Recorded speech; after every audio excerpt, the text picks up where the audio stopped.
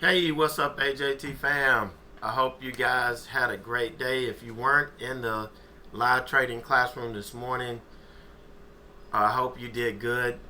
I hope you were taking the lessons that you've learned and you're putting them into practice. Some pretty good trading from the mentees in there this morning. But one thing I wanted to share with you, we kind of touched on this in the first 90 days of trading session. If you weren't in today and you missed it, shoot me an email. I'll send you the video from today's session. But this is a quote from Mark Douglas, and this 100% epitomizes what most of the traders that I work with, when they first come to me, one of the biggest issues that they have. Most traders have absolutely no concept of what it means to be a risk taker and the way a successful trader thinks about risk. Okay, the best traders not only take the risk, but they also have learned to accept and embrace that risk.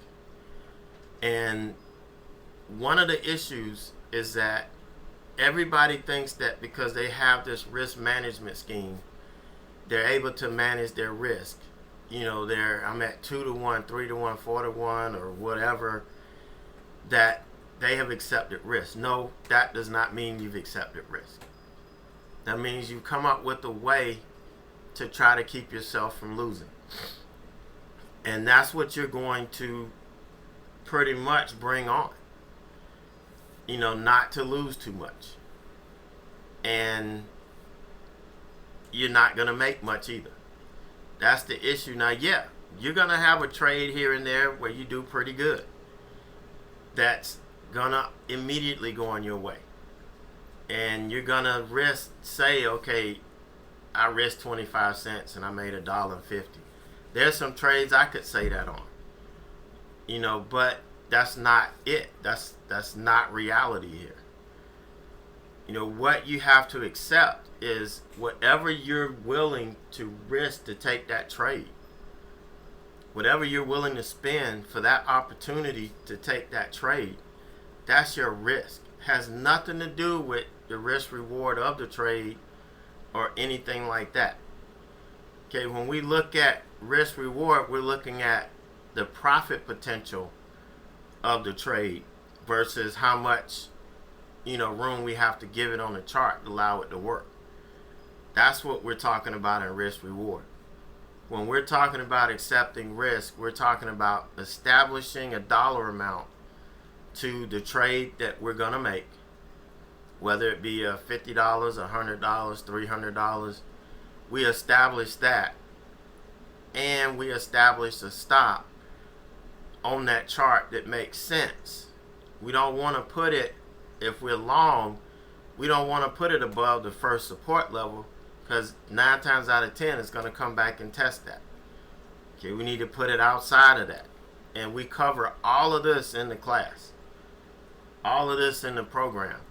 But the main thing is you have to accept it. There's a huge psychological gap between assuming you're a risk taker just because you take these trades.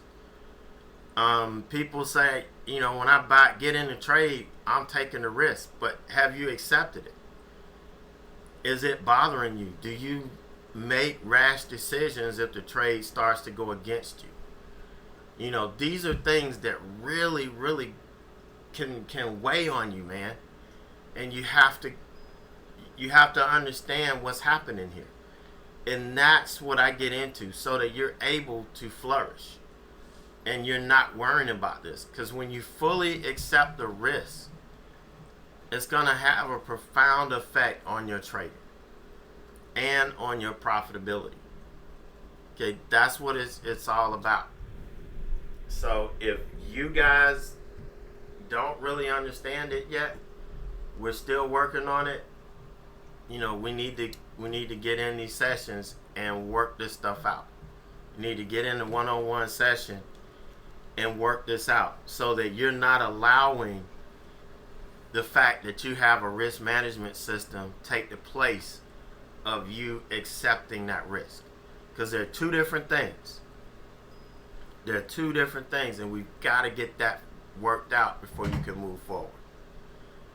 All right, so looking at our trades today, ENPH. This is the one that I've been dealing with for a damn week, trying to get this thing to sell off. Every day it moves down about $1, $1.50, and then it bounces all the way back, and then it comes back, and it closes about where it started. I mean, it's really, really frustrating. But this is the first day I'm back day trading, since Thursday. And I just took it as a day trade. Even though I've been holding this for a couple of days and just kind of adding to it a little bit each day. Since I was here day trading, I traded it as a day trade. I took my first profit here at 128.50. 127 was the next profit target I had, but you could see it started to bounce here. So I put it at 127.25. Probably should have done 127.50. That was probably the smartest thing to do, but I didn't. You can see it did what it always does. It just recovered and started coming back. So I just took the rest of it off here, locked in the profit that I could lock in. Should have been about $1,200, somewhere in there. Not much for holding it a couple of days, but I did take profit 1 or 2 days in there. So we did make a little bit more than that, but still, I wasn't day trading. It was just something that had a big opportunity I felt to flush. Let me move this out of the way. And you could see where this thing has been. Right here on the right, the daily chart, it just hasn't done anything. It's just been sitting there, sitting there, sitting there. But I'm done with it. I may jump on it tomorrow. If it gives us that look, I'll be on it tomorrow. Ready to wear it out. The first trade I took, I think was it NVIDIA? No. First trade I took was Tesla. Alright, first trade I took was Tesla. Here, 5-minute opening range low. Had to wait for it to move under the 100 moving average here. One of the only simple rules I have for the opening range breakouts, or ORVs, do not short into support. Do not buy into resistance. Wait until you get an open window, and then you can get to work. But here I got a base hit. Came back, stopped me out at break even. Eventually it worked its way to the 200, which was my next target after this. It did that, then it broke down again. And here, Johnny come lately, I'm jumping in. What happened here was I was supposed to be taking off my NVIDIA trade, the last 50 shares, and I accidentally had the montage on Tesla. And so I accidentally shorted 50 shares of Tesla. And then once it confirmed going red on the day, I added to it. Tried to get it down to 229. It did not get there. It started to turn around, and I was a little bit stubborn here holding it, and ended up taking it off. And in a fit of a moment of revenge trading that snuck up on me, I got in. I have to admit it. This was a revenge trade because I shorted it right after I bailed out of it. And I'm like, why the hell did I bail out of it down here? After it popped up and came all the way down, why did I bail out here? So I got in. It worked its way down. I got a profit here. Then broke even, came down, and it kind of bounced. I ended up going long here once we claimed this. Took profit here at the 50, and then it stopped me out. Then I went short again under all of this, looking for the move down to the yesterday's close price. It didn't make it. When it started building support, and once it flashed down and took out the low and kind of aggressively got bought back up, I knew what was happening, and we bailed out of it. We know technically that trade's dead. And so probably broke even on Tesla today. Just some really bad trading. Starting with the revenge trade, and then starting with this little scalping, trying to trade in between levels. Yeah, I was doing that, but that's just not what I do. So I was just a little bit out of sync today. But this is my first day back, actual day trading, so I can use that as an excuse, but it's still my fault. So NVIDIA, this is the one that the members really nailed. The mentees really nailed this. And then me, Johnny come lately, this is when you guys that took this early, you were reloading once it lost the 200, and it claimed losing, it confirmed losing the 200. This is when I got in. I took profit, and again, just frustrating, man. Just absolutely frustrating. Johnny come lately here ended up getting a base hit. This is the two covers. This is me adding to this thing. Wasn't intentional, but it wasn't selling off, so I had to bail out. And you can see it did eventually come back. You guys that were in this already, you stayed in this and you were able to get this next leg down. The Johnny come latelys like me just ended up with a base hit. And that was that. Netflix was another one I got in. Another dumb move here. That it wasn't dumb. It, in a sense, I was just kind of going over what traders do that actually think and they can deal with their risk. Stop touching my keyboard. So I bought it here once we broke out. I did buy it on the opening range breakout. It pulled back and it held support. And so what we do is it pulled back, it made a higher low, it bounced, it came up, it made a lower high, but then we pulled back and we started to bounce, off of this. Now, I was trying to put in a stop just in case it washed out on me. Stop. I was trying to put in a stop in case it washed out and accidentally added. So this wasn't a planned add. This was an accident here. But look at the overall trend. And this is what I was trying to get you guys to see. We're still trending up.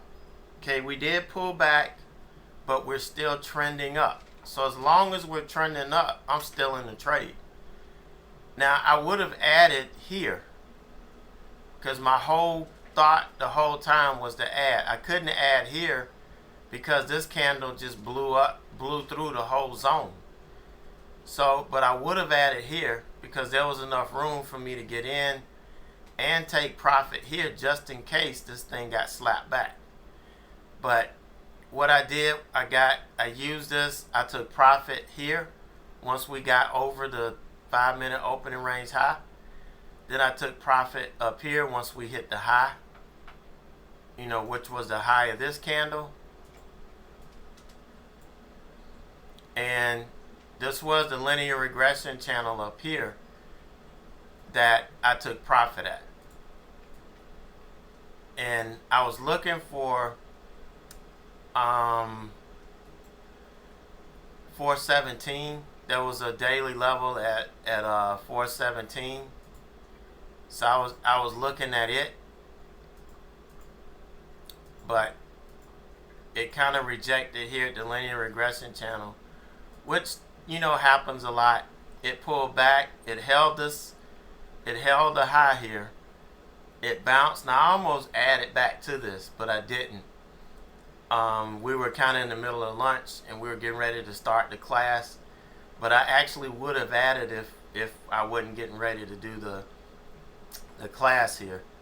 Got in, took profit here at 415, and the last piece came down and stopped me out. This was like maybe 25 or 50 shares left. So that was my day. It was a pretty active day, pretty profitable day. But again, this is the last day I'm gonna show this profit so you can see. Well, actually, this is after the market closed, so I'm not worrying about it. This cat is driving me insane. Alright, so this is where we're at. See, Tesla, I lost $100 on Tesla. So not break even on Tesla, but a nice way to, come in and start my trading week. I didn't get to trade yesterday. So other than play around a little bit with aftermarket earnings, but today is my first day back. And, not bad. Unfortunately, I've got to do commissions now because TD Ameritrade, my account's been shifted from TD to Schwab, and so far I haven't gotten an email saying that my account's connect, that Schwab has the gateway for DOS to connect to yet. So kind of having to eat the commission bug, which isn't bad. I don't mind it. If you trade right, that doesn't even matter. Because when I first started trading back in the day, when I first opened up my Ameritrade account, it was $25 one way. That was commissions. $25 one way using the the electronic platform. So I'm happy. So you guys, sorry this was so long, but we had a lot going on today, and I will sign off now and catch you guys on the other side.